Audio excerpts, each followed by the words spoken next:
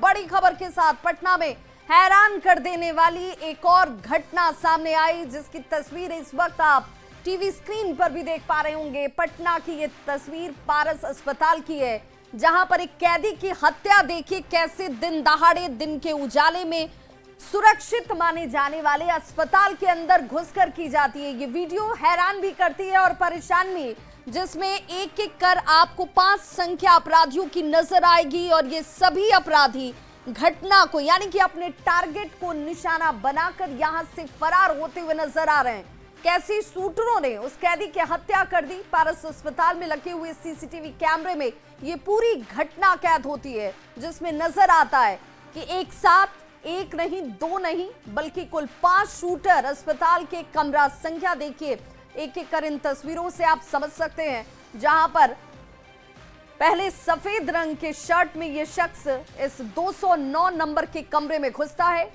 ठीक उसके पीछे एक और शख्स सफेद रंग के कैप उड़ाले हुए देखिए यहां पर इसी कमरे में फिर तीसरा, चौथा और 5वां शख्स एक एक कर अपनी कमर से इस पिस्टल को निकालते हैं, उसके नोट को चढ़ाते हैं और उसके बाद 209 नंबर के इस कमरे में उस कैदी तक पहुंच जाते हैं, जिसका खुद का अपना आपराधिक इतिहास भी रहा है।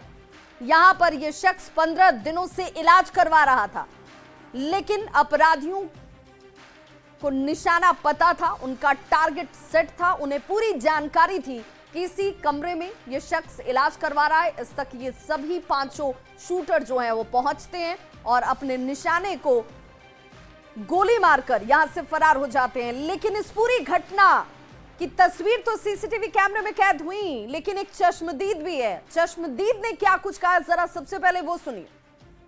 मैं सोचा कि हो सकता है ये लोग जब हथियार इनके हाथ में देखा तो मैं अनुमान लगाया कि हो सकता है ये हॉस्पिटल वाले इनको रखे होंगे अपनी सेफ्टी के लिए और बाहर कुछ हो गया है, इसलिए ये लोग दौड़ करके जा रहे हैं और वो लोग दौड़ करके आ गए। फिर मैं थोड़ी देर के बाद धीरे धीरे उधर से आया तो देखा, पूछा तो पता चला कि वो तो अपराधी थे और भाग गए।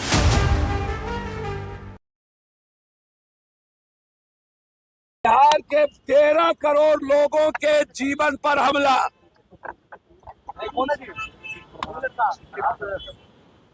बस इन नेताओं का सिर्फ नेतागिरी बच गई है। कौन सा शासन? ये कोई शासन बचा है? अब भी कोई शासन है? ये लखीसराय में जाके ये माफिया राज खत्म कर रहे हैं। वो बोल रहा है माफिया, अरे माफिया को पालते हो और माफिया राज खत्म करते हो।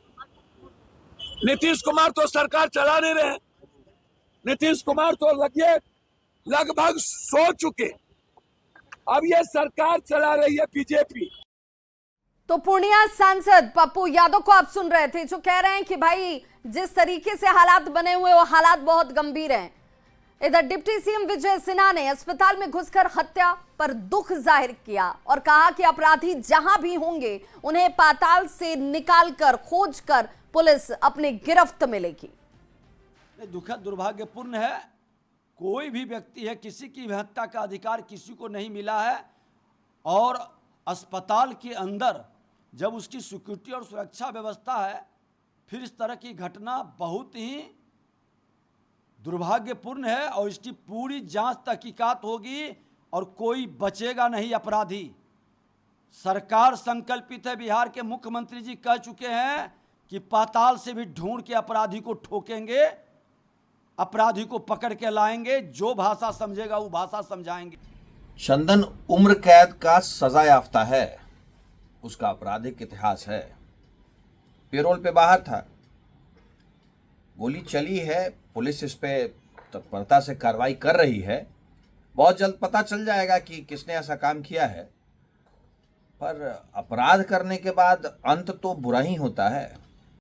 देखिए, अब तो बिहार में गुंडा राज कायम हो गया, अपराधियों को कोई भय नहीं रहा पुलिस प्रशासन का। तो सत्ता संरक्षित अपराध, इसी को कहते हैं कि अपराधियों का किस तरह मनोबल बढ़ा हुआ है। तेजस्वी यादव जी लगातार सरकार को आईना दिखा रहे हैं, सरकार से सवाल पूछ रहे हैं, क्राइम आउट ऑफ कंट्रोल हो गया। हत्या को आप जो समझ रहे हैं भुला गए क्या? अपहरण कितना होता था।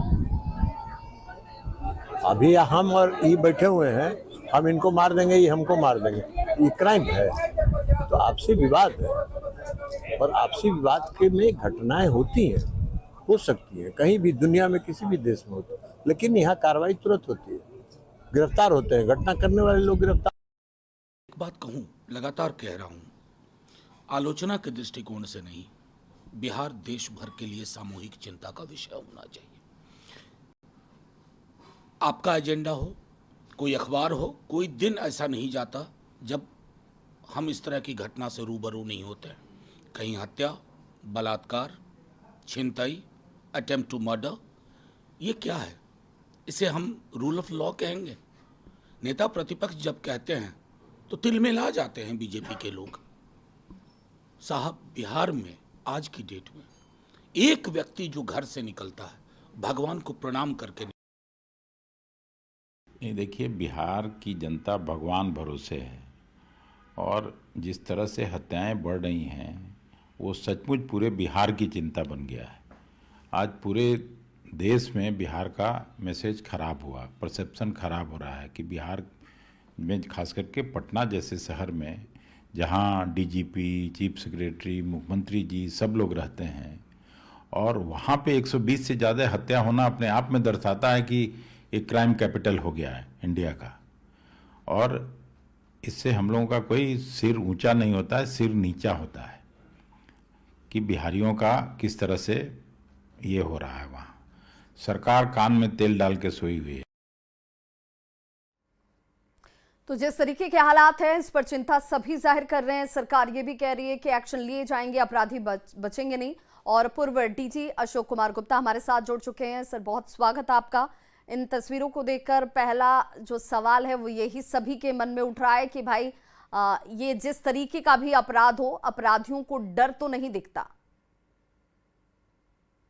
जी बिल्कुल सही है। ये लगातार जो इतने गंभीर घटनाएं घट रही हैं, वो भी राज्य की राजधानी पटना में, तो ये तो सीधे सीधे बतला रही है कि अपराधियों में कोई भी खौफ पुलिस का नहीं है। पुलिस का इकबाल खत्म हो चुका है, और crime control, law and order maintenance राज्य सरकार की, हमारे गृह मंत्री जो माननीय मुख्यमंत्री हैं, उनकी जवाबदेही सीधे सीधे होती है। तो ये तो स्पष्ट है कि राज्य सरकार की इच्छा शक्ति नहीं है, और वरिष्ठ इनके मंत्री हैं। एक बार मैंने सुना डिप्टी सीएम महोदय बोल रहे थे पाताल से अपराधी को खोज लाएंगे। तो लंबे चौड़े बातें करना अलग बात है, और अपराधों को रोकना, अपराधियों की धरपकड़, उनको कोर्ट से सजा दिलाना दूसरी बात है। तो आप इस तरह से जवाबदेहियों को की तिलांजलि दे रहे हैं इस तरह की बातें करके। जो सही बात है उस पे जाना चाहिए। और बात यह है कि थाना पुलिस बिल्कुल विफल हो चुका है। अभी देखिए, एनसीआरबी के 2022 के आंकड़े आए हैं कि पुलिस पर जो है बिहार राज्य में जो अटैक हुए हैं बाई माफिया एलिमेंट और असामाजिक तत्वों के द्वारा, उनकी संख्या 300% बढ़ गई है 2022 में, 300%। मतलब अपराधी और माफिया तत्वों में कोई भी पुलिस का भय नहीं है। पुलिस को सर, किस स्तर पे आपको ये कमी नजर आती है, खामी नजर आती है? कहां से इसे सबसे पहले टाइट करने की जरूरत है? इसे सबसे पहले डीजी पुलिस, जो पुलिस के मुखिया है, पुलिस एक्ट में हेड है, उनको फ्री हैंड देना चाहिए कि अच्छे अच्छे एसपी को जिलों में पोस्ट करें, फील्ड में पोस्ट करें, और जो थानेदार, इंस्पेक्टर, डीएसपी काम में असक्षम है, फेलियर है, करप्ट है, उनको सीधे सीधे डिसमिस करें सर्विस से। बड़ी बड़ी घटनाएं घट रही हैं। अभी गांधी मैदान में गोपाल खेमका की हत्या हुई, 15 दिन के बाद इंस्पेक्टर साहब जो है सस्पेंड हो रहे हैं। तो इतना समय क्यों लेते हो भैया? और जो डीएसपी है, एसपी है, सब पे जवाबदेही फिक्स होना चाहिए कि आपके इलाके में अपराध अगर होता है, इस तरह के जघन्य गंभीर अपराध होते हैं, यू आर रिस्पॉन्सिबल, क्योंकि आपका ये ड्यूटी है क्राइम कंट्रोल। तो फेलियर जो होता है, कोई एक्शन नहीं हम लोग देख रहे हैं।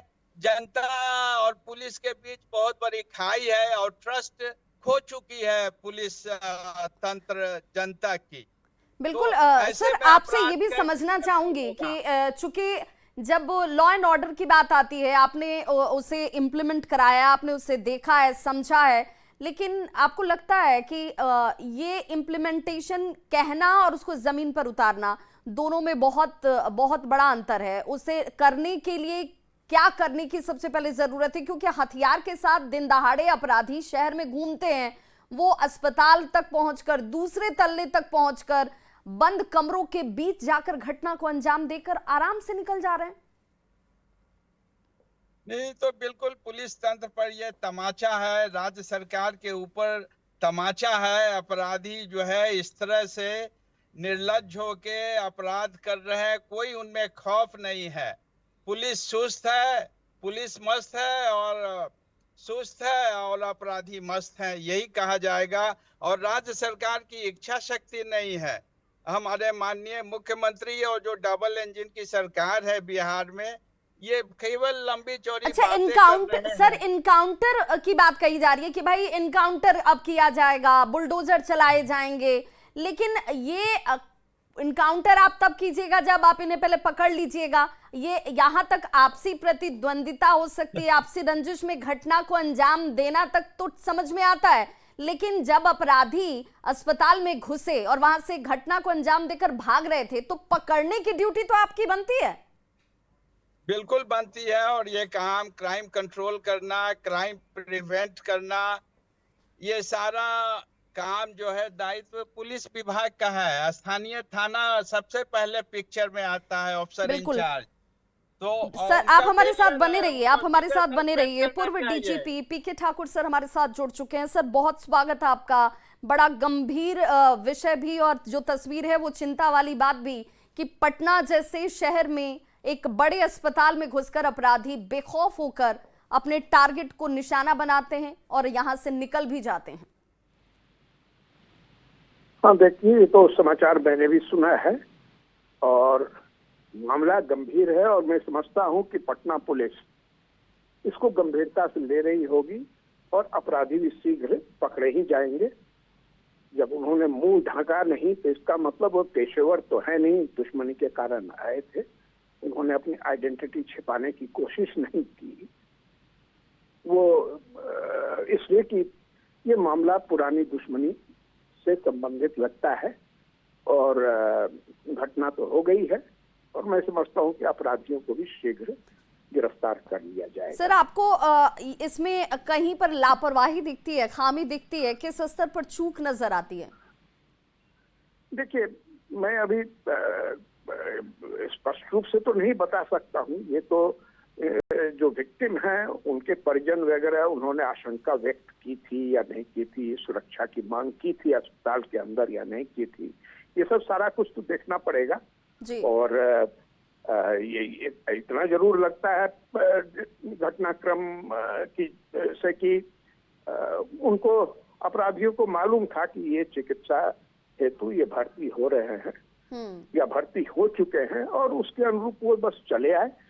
और आमतौर पर जो अस्पताल, जो भी अस्पताल होते हैं, वहां पर तो अधिक से अधिक जो प्राइवेट सिक्योरिटी गार्ड्स वगैरह होते हैं वही कुछ रहते हैं। बिल्कुल सर, यहाँ खामी तो कई स्तरों पर दिख रही है। एक तो अस्पतालों में सुरक्षा के लिहाज से मेटल डिटेक्टर लगाए जाते हैं, लेकिन अपराधी को उसका भी डर नहीं। ये आखिर पहुंच कैसे गए दूसरे माले तक?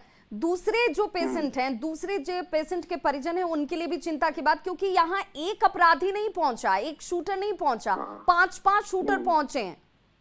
नहीं, ये आप जो बात कह रहे हैं वो वास्तव में वो चिंताजनक है और गंभीर है। अस्पताल में तो लोग इलाज के लिए जाते हैं और उनके परिजन वगैरह रहे, और उनके बीच में ऐसी घटना हो जाए तो स्वाभाविक है एक भय का वातावरण उत्पन्न होता है। लेकिन मैं आश्वस्त, मुझे यह पूर्ण विश्वास है कि पटना पुलिस अति शीघ्र इन अपराधियों को गिरफ्तार कर लेगी और उससे सारी बात भी खुल जाएगी। और मुख्य रूप से अगर कोई चिकित्सारत कोई अपराधी अपनी चिकित्सा करा रहा होता है या उसके परिजन को अगर ऐसी आशंका है कि उनके साथ कोई वाकया हो सकता है, तो उनको भी सुरक्षा के लिए कहीं ना कहीं पुलिस के पास अनुरोध करना चाहिए था, या अस्पताल प्रशासन को ही बात बतानी चाहिए थी। अब ये सब सारी चीज तो अनुसंधान के क्रम में सामने आएगा, लेकिन ये दुर्भाग्यपूर्ण घटना है। और सर, कानूनी तौर पर आपसे समझना चाहूंगी, क्योंकि आपने ऐसे केसेस हैंडल किए होंगे, देखे होंगे, इन्वेस्टिगेशंस आपके सामने आए होंगे।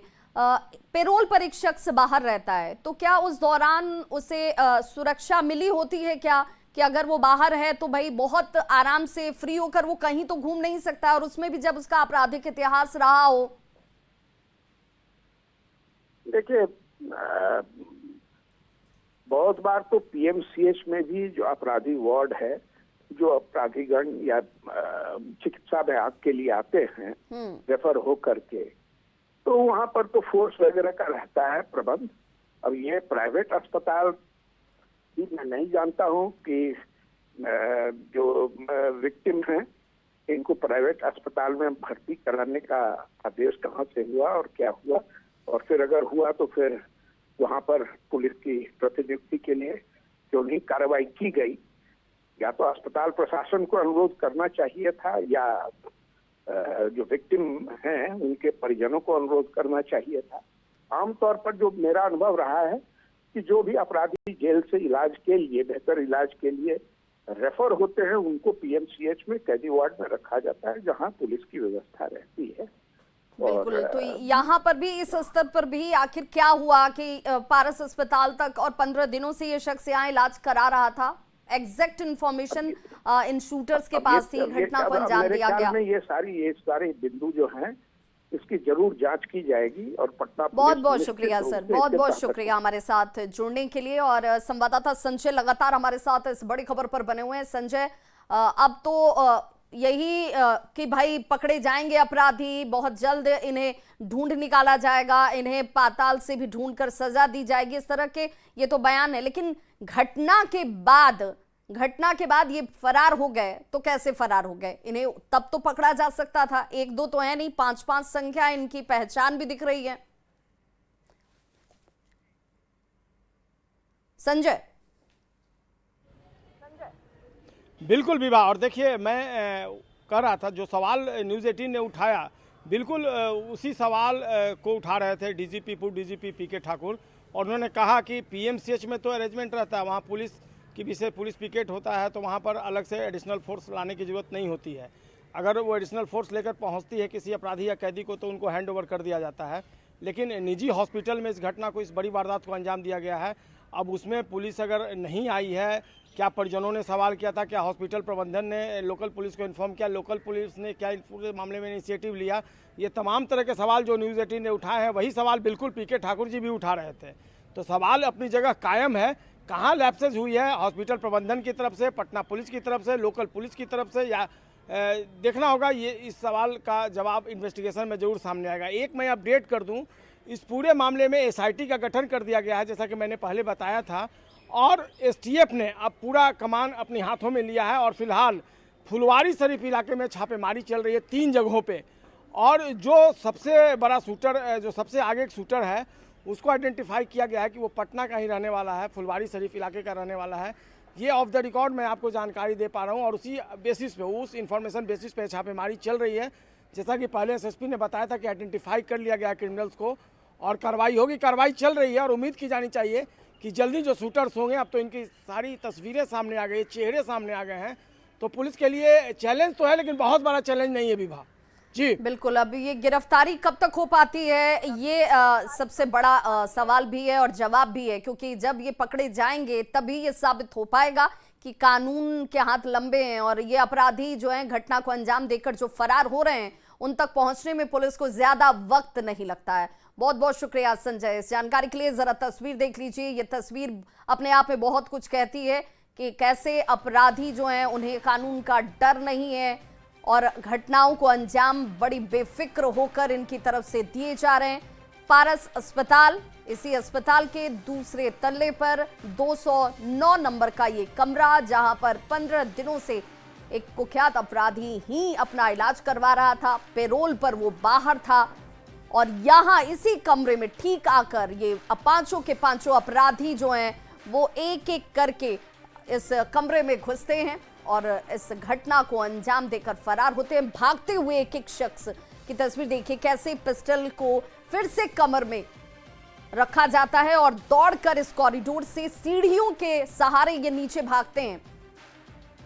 पहला शख्स, फिर दूसरा, ठीक उसके पीछे तीसरा, और सबसे बड़ी बात कि जो पहला शख्स इस कमरे में सबसे पहले घुसा था वो बड़े आराम से इन सभी चारों अपराधियों के भागने के बाद निकलता है और वो दौड़कर भागता भी नहीं है, वो बड़े आराम से इस कॉरिडोर में टहलते हुए जा रहा है। ठीक बगल के जो कमरे में लोग हैं गोलियों की आवाज को सुनकर बाहर देखते हैं, झांकते हैं, उन्हें ये समझ में नहीं आता कि हो क्या रहा है और वो इस शख्स को जाते हुए भी देखते हैं, लेकिन उन्हें अंदाजा ही नहीं होता कि ये भी एक अपराधी ही है।